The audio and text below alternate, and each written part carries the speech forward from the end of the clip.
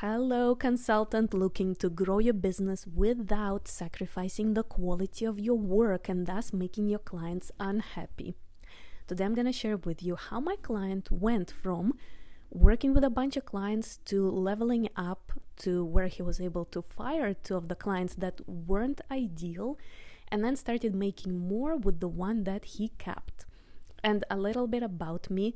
I'm Dopamine Queen. I've mentored founders since 2013, made companies a lot of money with strategy consulting, but what brings me tremendous joy right now is creating wellness-first business plans for solopreneurs so that you can actually grow your business without burning out or sacrificing the quality of your work. Number one, the thing about client management is that you probably don't think a whole lot about client management before you start getting into consulting and getting busy, right? And then you start doing it and you realize, oh my gosh, all of these people are eating up my time, they're eating up my emotional bandwidth.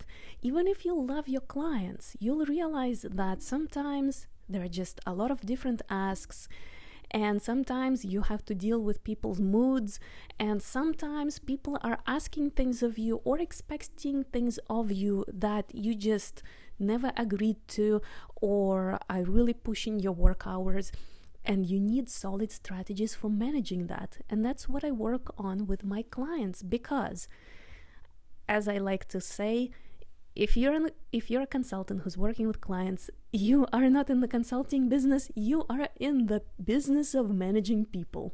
That's right.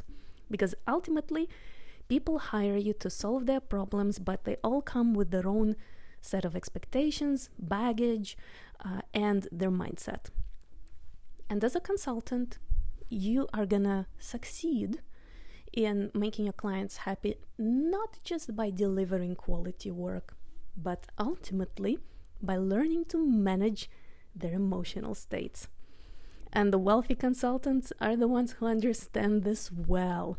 So I want you to get started on that as well, so you can level up right now after this video and walk away feeling like you know more about managing your clients than you did before this video. So number one, if you want to be a consultant who's scaling and keeping your clients happy, you need to learn to set boundaries. And it's scary at first. So it requires that you rewire your mindset and expectations to help you feel okay about not always being available, having certain agreements around the time it takes you to get back to people. So it's about your availability, it's about what people expect of you, and it's about just how far you're gonna push your iterations or the changes you're making for the client if the client is unhappy. And my priority personally is always quality of client experience. I bend backwards to make my clients happy and to accommodate them, but that doesn't mean I don't have boundaries. I have certain amount of time for a turnaround, and when I get back to my clients as a coach, there are certain things I don't do for clients, and they're totally okay with that. And yet I still go an extra mile and support them in all the ways they need to be supported. So look, you can be tremendous at providing a great service to your clients without being a complete push around who doesn't have boundaries and can't protect your personal time and your life and the time for unplugging. Because I once heard of this guy who said that as a consultant who worked for really big companies, he always had the 15-minute turnaround time, no matter what. No matter what, he's supposed to get back to his client within 15 minutes. If someone is dying in his family, still has to get back to them within 15 minutes. If his wife is giving birth, he still has to get back to the client within 15 minutes. And you know what? Maybe you have a client who expects something like that from you, but more likely than not, None of you guys have clients who would expect you to get back to them within 15 minutes. And if you feel so pressured to be so responsive all the time that you have no boundaries and you're constantly stressed and interrupted and you can't get into the flow state and just focus on the work and get lost in the work, then that means you've created self-imposed expectations. Listen, I know this because I've been working with founders for a bunch of years, and I myself have suffered from burnout because of self-imposed expectations. And so the thing I work on with my clients is learning to set boundaries and learning to rewire the mind to actually see and notice that it's okay and it's safe, and your clients are not gonna leave you if you negotiate with them in terms of all of these different things, like how long it takes you to get back to them and what exactly you're delivering, or how many iterations you are gonna give them. So you can totally, completely keep your clients happy while still doing work on your terms, and thus having more of that time for yourself and more of that mental bandwidth. Which brings me to the second point of managing your clients, and that is emotional regulation. I don't know if you know what emotional regulation is, so quick introduction. We are all human beings, and the signature of being a human being is having emotions. And although some of us have been denying our emotions for a long time because we needed to perform and have that facade of being unshakable mountain of strength and fortress of, having it all together. We still have emotions. All of us do. And if you don't believe me, emotions show up in different ways in your day. When you're scrolling on your phone instead of working, when you're getting frustrated at your husband or a person at the grocery store, or when you're driving and you're angry, all of these things are a manifestation of pent-up emotional energy. When I start working with clients, I teach them to identify their emotions and channel them in safe and healthy ways to prevent burnout. But there is a more important aspect of emotional regulation which impacts your client's happiness directly. Remember how I mentioned that you are in the business of managing people, and ultimately you need to be managing their emotions too. Well, guess what? Your clients have good days and bad days as well, just like you do. And consultants who don't have the emotional awareness or a relationship with their emotional states, and they're used to being in that kind of like denial state about their emotions. Oh, I just get stuff done. I just get through my day. And they don't know how to spot their emotions, acknowledge them, and work through them.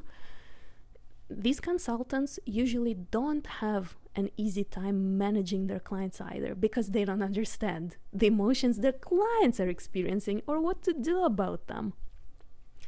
So the thing we get started with is learning to actually understand your own emotions and regulating those. And when you do, it becomes easy for you to see that maybe today your client is having a bad day, and then you don't take it personally. And then you help them figure out what's up, and you help them break out of that and actually come out on the other side feeling lighter, more happy, and ready to continue working with you. So emotional regulation is super important for client management. Also super important for you to stay healthy, because consultants burn out when there is a critical mass of these unprocessed emotions built up behind that facade of I'm fine, I'm dealing with it. Next, number 3, expectations. Expectations is what is gonna either burn your business down or scale it up. We live and die by expectations. And I personally was terrible at setting these expectations, because I always aimed too high, and I also assumed that other people hold me to a really high standard. Once again, remember how I mentioned self-imposed limitations? Expectations for most consultants who are good at their job are a real problem, because if you're good at your job, I can almost guarantee that you have somewhat of a perfectionist tendency, and you probably hold yourself to an unrealistically high standard where you expect yourself to perform and do things at an almost superhuman level. Why do I know this? Because it is the people who have these high standards that do really well in life, because they are driven, they are smart, and they work hard. It's a superpower.